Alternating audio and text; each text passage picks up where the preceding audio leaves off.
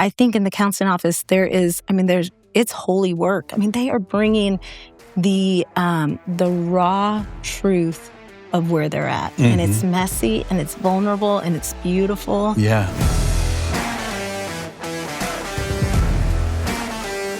Welcome to the Work Matters podcast, where you will hear real-life stories from everyday people in different roles and industries share the challenges of practically integrating their faith and work.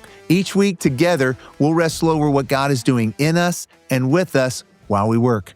So let's dive in. Well, Daryl and I are so thankful to have Sarah Schafer with us today. Sarah, welcome to the Work Matters podcast. Thank you. I'm glad to be here. Well, we're glad you're here. Let me tell you about Sarah. Sarah holds a bachelor's degree in family development from Oklahoma Baptist University, a master's in sociology from Auburn University, and a master's in clinical and mental health counseling from John Brown University. She's trained in emotionally focused couples therapy, EFT, and in eye movement desensitization and reprocessing, EMDR. She's also a trained consultant for the Highlands Ability Battery and for Prepare and Enrich. For her work, Sarah is currently a licensed professional counselor at the Fellowship Counseling and Care Center. Sarah and her husband have lived in Northwest Arkansas for more than 20 years and love this community. They have 5 wonderful children ranging from junior high to young adults, and you guys have a very busy life. Did I leave anything out, or you want to add anything to that? That's wonderful. Yes, it's a full life. It's a wonderful life. I love that. Yes. That's awesome. Yeah. Well, thanks for being here. Yes. You know, on a faith and work podcast, we talk about faith and we talk about work. And Perfect. so I love both of those. Good. You're in the right place then. Let's start with faith. Tell us how you came to faith. How did you meet Jesus? So I was raised in a Christian home. My parents were actually on staff with Campus Crusade for Christ, crew now. So they were on staff my whole life. And so I was exposed to the gospel from a young age. When I was around 5, that's when I became aware of my need for Jesus, accepted Jesus at age 5. But that's complex as a little kid to learn, what does it actually mean to play out your faith? Yeah. What does it learn to make Jesus the Lord of your life? So I think I knew Jesus from a young age, but I would say when I was in my early 20s, that's really when I released control of my life to Jesus. What was that like for you? Well, it came through brokenness. It came through an understanding. I had been struggling with an eating disorder for a number of years at that point, and just not able to do it all, not able to do the things that, not able to live the life that I thought I should. I was always falling short. And I think that's a huge, that's the gospel, right? I think I had these expectations of perfection, expectations that only Jesus can fill. And I was falling short constantly because I'm broken, I'm human, and I didn't know how to accept and embrace my own humanity. And so I think, and embrace my need for Jesus. So I think in my early 20s, I understood my deep, profound need for Jesus. Wow. So when did the stirring towards counseling start? I think in college, my degree was a combination of psychology, sociology. And so I was kind of going back and forth. Do I want to do sociology? Do I want to do psychology? And I chose to go to Auburn purely because I had friends there, and got a degree in sociology and thought maybe I'd want to be a professor. But then I fell in love, got married, and started having kids. And had 5 kids. Had 5 kids, yes. That's awesome. We love the big family. Betsy and I have 7 kids. We love the big family. Yeah, that's awesome. But it's busy. Wonderfully chaotic. It is. Yes. Wonderfully chaotic. Yes. And so I want to keep going. So what was it about counseling? What was it about that specifically? I think counseling, well, I went to counseling. When I was coming out of my eating disorder, I went to counseling, and it was profound for me. I think he said things that I was like, oh, it's okay for me to feel my emotions. It's okay for me to be sad, to be hurt, to be disappointed, to I had always just kind of shut that down. And so I think it gave me permission in some of my humanity, because we all experience that, right? Like our emotions are just signals telling us what's happening internally for us. And if I can't stop and pay attention to those signals, I'm in a lot of trouble. I get myself in a lot of trouble. And so I think counseling, initially, my interest in counseling was from my own story. And then I went back to school in my 40s for my degree in clinical counseling. So I had a number of roles before that. And then I think the thing that that pushed me to go back to get a degree, I mean, it was obviously the hand of the Lord. And I could tell you that story because it was very much God's hand directing that. But it was also one of our kiddos had a lot of health challenges. And so just the pain of navigating, I mean, we would go down to Dallas to Scottish Rite Hospital every 3 months for a season, to Children's in Little Rock. And so just that journey of walking alongside a child with a chronic health condition, I'm like, I got to get some more tools in my tool belt to know how to walk with my child in this. So that was a huge motivator for me to go back, to be able to walk alongside him in his journey. Wow. How's he doing? He's amazing. He's incredible, awesome. 20 years old, and I'm so proud of him. That's cool. It has not been an easy journey for him, and he has had more to navigate than most 20-year-old men have had to navigate, but I'm so proud of him. That's awesome. So proud of him. Good.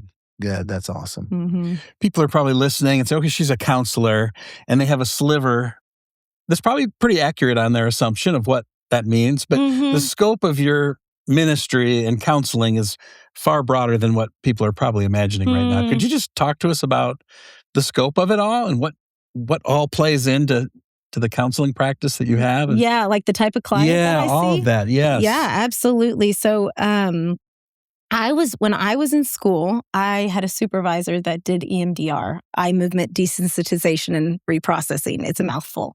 And I was blown away at how much you could accomplish in a short amount of time with EMDR. So I got trained in that when I was still in school. And I do a lot of trauma therapy. I work with a lot of people that have either had acute trauma, meaning like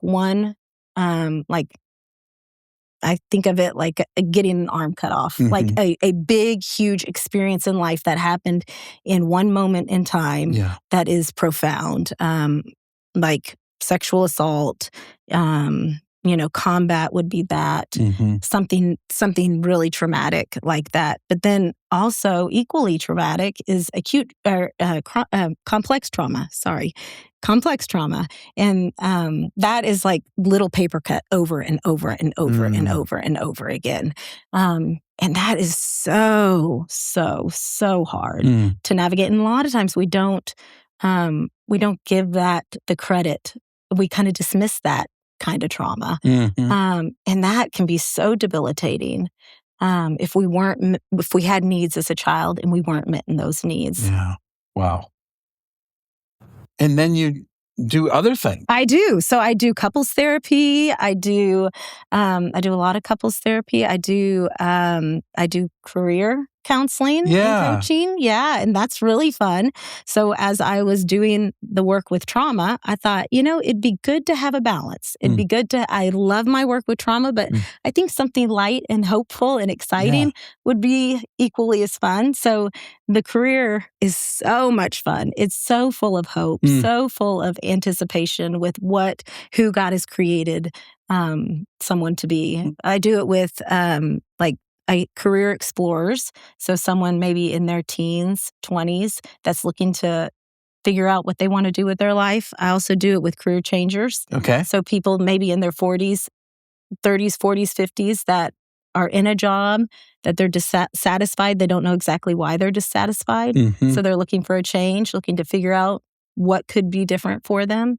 And then even in retirement, what can I do? I've been doing this job for a long time. Yeah. And what can I do in retirement? I don't want to just stop everything. Right. I feel like God has entrusted me with these certain abilities, these certain this certain skill set, and I want to utilize them. Yeah. So you just named multiple generations there that you're working with in their careers. Yes. And they're each coming to you wanting to figure out the next step, a next direction. Mm-hmm. What are some of the challenges that each of those generations are facing? When you talk to each one, I'm assuming you talk to them a little bit different or you approach a little bit different with them? 100%. Yeah, tell us about that. Yeah. Well, you think about like a career explorer, the world is totally open to them. They have so many possibilities, and that's incredibly overwhelming. So, an 18-year-old male comes to me and is just almost paralyzed with, I have no clue what I'm supposed to do next. I mean, maybe college. Do I want to go to college if I'm paying all this money and I don't know exactly what I want to do? And I don't even know what I'm good at. And so a lot of it is helping them discover. I do this test called the Highlands Ability Battery, and it's all about abilities, how your brain works. What is the natural wiring? So it's not interest, it's not skills, because a lot of 18-year-olds don't have the skills developed quite yet. My 40s and 50s, they have a lot of skills, and the skills can actually distract them from what their natural abilities are, right? Yeah. So, I mean, I think in like my 30s and 40s, a lot of times for them, it is identifying those abilities, looking at the job that they're in. Their job might be the perfect fit for them. I've done the Highlands with people that engineering, they're an engineer. Engineering is like the top thing that comes up for them, but they're an extroverted engineer. And so they have their own company and they're spending all their time by themselves. It's not good. It's not a good fit. They need to be with people. So maybe their job is the right job for them. It just needs to be tweaked a little bit. Interesting. And that's such confirmation to them if they can see, no, you're in the right place. This is good. We just need to make a couple little changes. And that's not always career related. Sometimes that's socially. Right. You need to make sure you're getting time with other people. So, does that make sense? It does. It does. What about us gray-haireds that are maybe past that 40 season, 50 season? I think, especially with people that are facing retirement, that can be a scary, overwhelming process to enter into retirement. It's full of grief, right? You've been doing this job for as long as you can remember. Maybe jobs like it, maybe it's not the same job, but you've been doing this job for a very long time.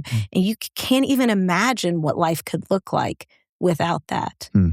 And so it's re-honing in on who has God created you to be? What are your passions? What are your values? What do you enjoy? And I think sometimes people get in jobs that, they climb the corporate ladder. They're in this role. They're good at it. They don't like it. And so they don't even know they're retiring and they don't even know exactly what they like. They haven't found their passion.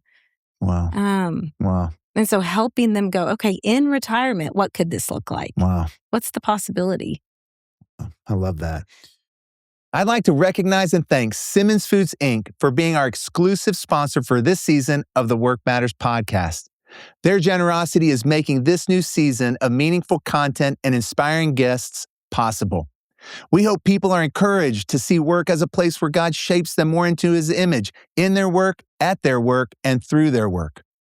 Simmons Foods, Inc. is a family-owned and led company based in Siloam Springs, Arkansas, supplying poultry, pet, and animal nutrition products to customers in all 50 states and more than 40 countries around the world. Please visit simmonsfoods.com to learn more about our wonderful sponsor. Thank you. You're describing some real intense work, right? It is intense. So how have you been able to cultivate a sense of God's presence with you in the midst of that? Or how have you found ways to stay connected with God in the moment, in the middle, as somebody's sitting right in front of you? That's a great question. Yes, I love that question.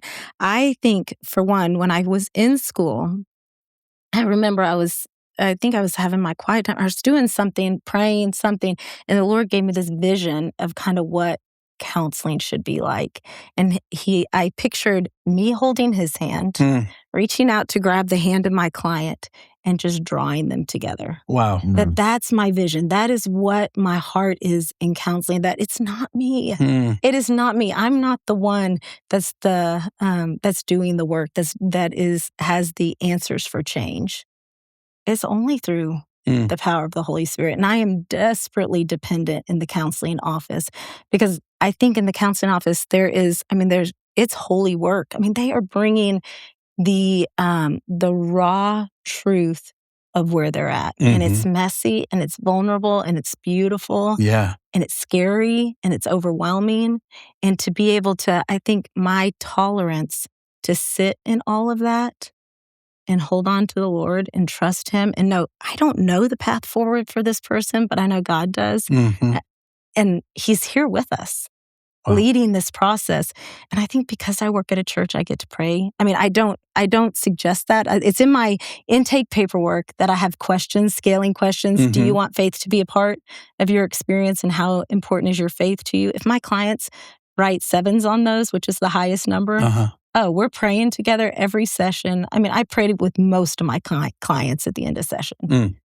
And I pray that. I say, Lord, You're the only one that knows where we're headed. Yeah. You know the direction. We are desperate for you to lead this process. And He does. Yeah.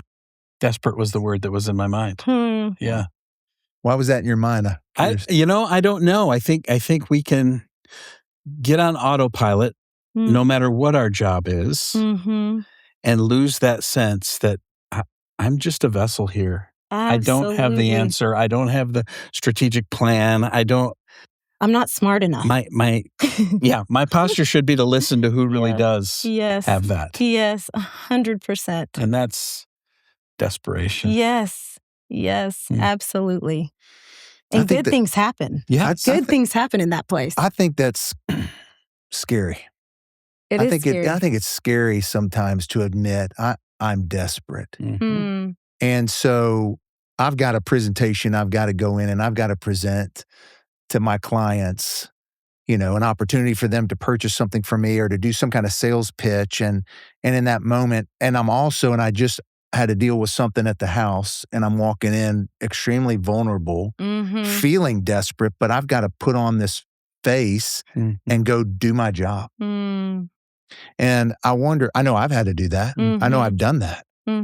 And at times I know I buried the pain that I was experiencing in the moment in order to go, quote, do my job. When you meet with clients, I'm hoping other people are experiencing that. I think you just described what makes most people successful in the business world. It's pushing past the pain, ignoring the pain, and plowing ahead.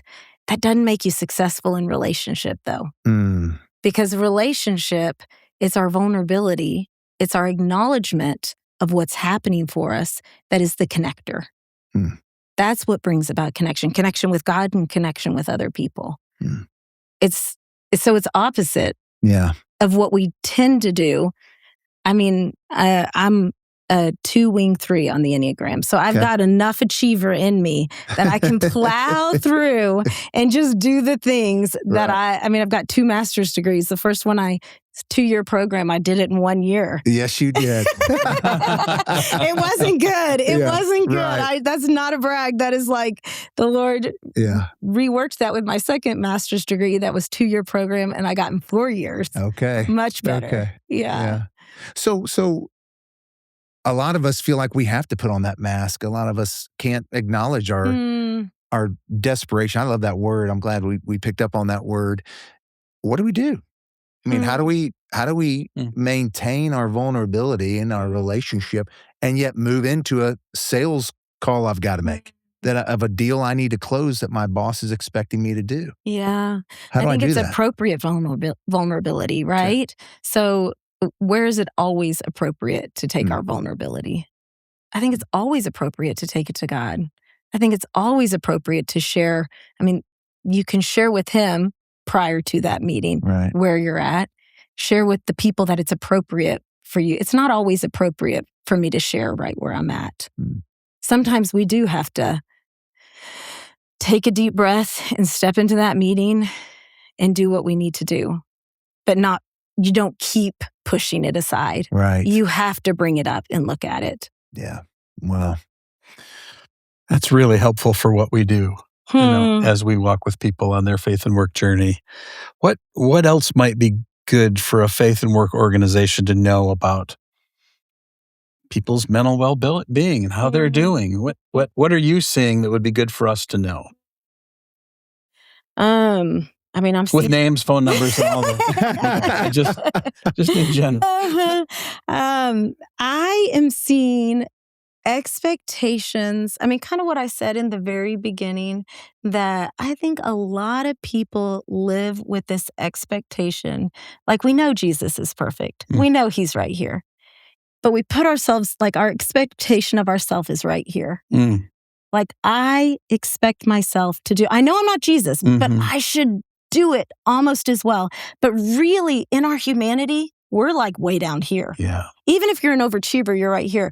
So if you put yourself up here, you're failing this much of the time. So you operate with this deficit of failure constantly. Do you think we put ourselves up there because we think God puts ourselves up there? Do you think that's an image of God issue? That God is this taskmaster that puts us just beneath Jesus? Or it's a idolatry within ourselves. We're putting ourselves, like, we don't actually really want to need Jesus on a really tangible day in and day out basis. Yeah. I would like to just do what I do. Yeah.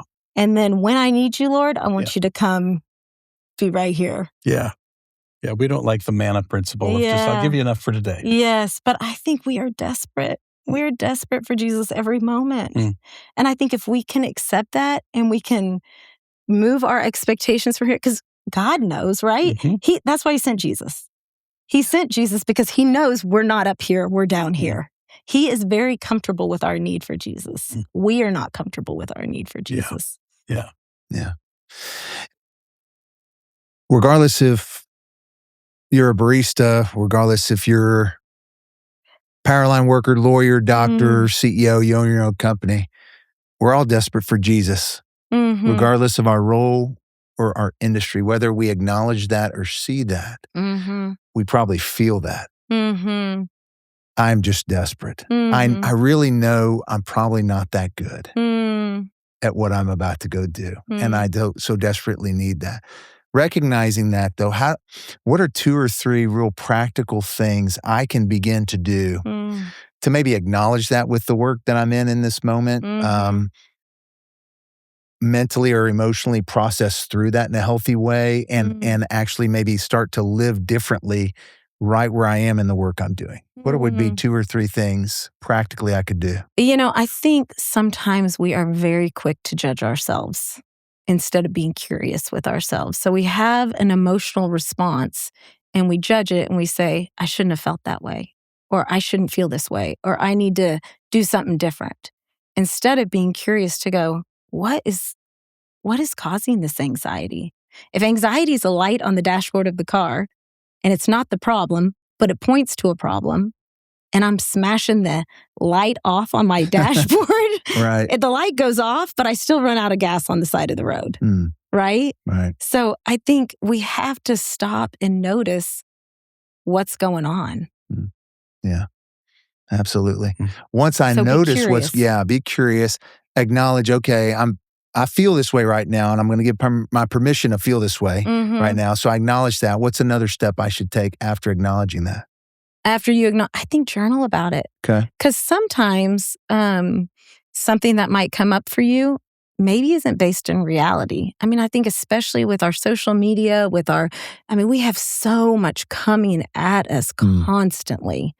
And so some of the stuff that comes up could be based in someone else's experience. That's not necessarily mine, that the Lord hasn't entrusted to me to navigate through. And so I just start collecting fears from all these different places. So I have to use wisdom to know, okay, is this really something God has entrusted me that I need to work through? Or is this something that is not, it's not within my sphere of responsibility? So I'm acknowledging there's something on the dashboard that's going off. I need to pay attention to that. Kind of think through what's at the next level that's causing that. And then where do I take that? I think journal. I mean, if that's not uncovering it, I think talk to a counselor. Yeah. Find somebody to talk to. Yes. My dad had a great saying. He had his doctorate in psychology, and he would say there's two types of people in the world: those that go to counseling and those that need to go to counseling. I like that. And so to normalize it, it's okay.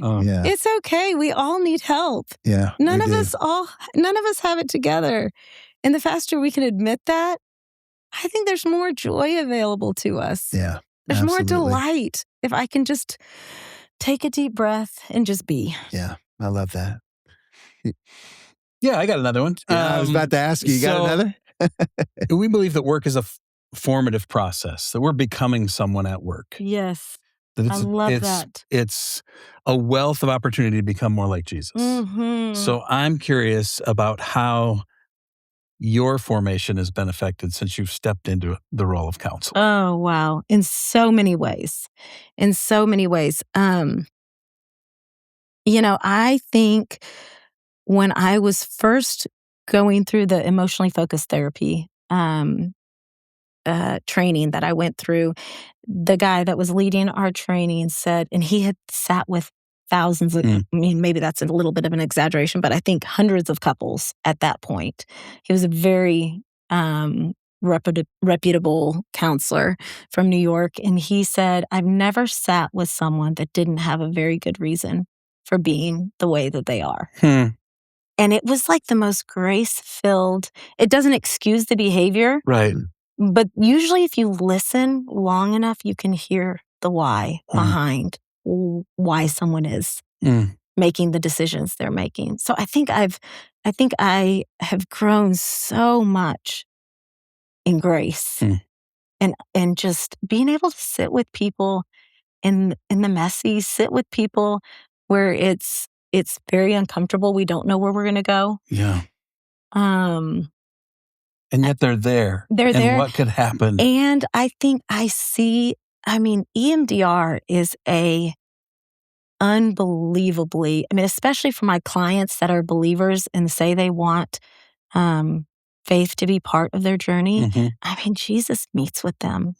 And he resets some of these memories, horrific memories, the worst of the worst kind of memories that nobody should ever experience.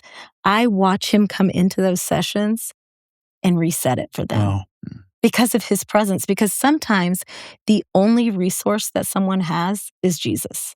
Like they didn't have a foundation growing up of any kind of secure attachment, any parent that was there for them. They were neglected, they were abused. And so literally their only resource for a secure attachment is Jesus. And I watch him reset that. Wow. That's neat. It's holy ground, isn't it? It is holy ground. Yeah. Yes, it is holy ground. Well, I'm so thankful for the time we got to spend with you. I love just the idea of being desperate at work. I love the idea of, paying attention to what's flashing at the dashboard, what's that emotion, writing it down, journaling, and then getting the help that I need from you, from a counselor, from a trusted friend or a community like that as well. And I love the fact that God in his formation of you has just given you this heart of grace to sit in the mess of people. Thank you for doing that. And we always get to wrap up our time with asking a couple fun questions. So I can imagine you're listening to people, you're sitting in their mess all day long. What do you do for fun after you're just like, I got to pull away and do something fun for me. What is the fun for me? And I do recognize you have 5 children. Yes, I do. So the fun for me is limited. Yes. But when it does happen, what does that look like? Yes. I think that is the beauty of it. I have 5 children and they are a lot of fun. My family loves to laugh. My husband, he is hilarious. That's awesome. Is a really funny man. If you talk to anybody that knows him, they would say the same thing of him. And so he brings a lot of delight to my life. We go on a lot of walks together. He makes me laugh really hard. My kids make me laugh. I have 3 boys. Boys are crazy. Boys are crazy and smelly. They are crazy. They are smelly, but they are so delightful. They're like little puppy dogs, even at 17 and 20. That's fun. Yeah. All right, one more question. If you're going to binge a TV show, oh, goodness, I don't know. What is it? Do you have one, or a movie series? So, could be that. This is a good question for me. Yeah. This is a good question for me because I do not like TV shows because they are a commitment. They are. I have to commit to watching more of this. Yes. I can only get a movie that's good for me. Okay. I can watch a movie because check it off the list and then move on. I don't have to wonder what happened to those characters. So do you have one that you would go to? A movie? A feel-good? A feel-good movie. I mean, I have 3 boys, so we watch a lot of action. Yes, you do. I mean, they're not... My sweet 13-year-old daughter has seen way too many. The action movies. Yeah. Yeah, that's us too.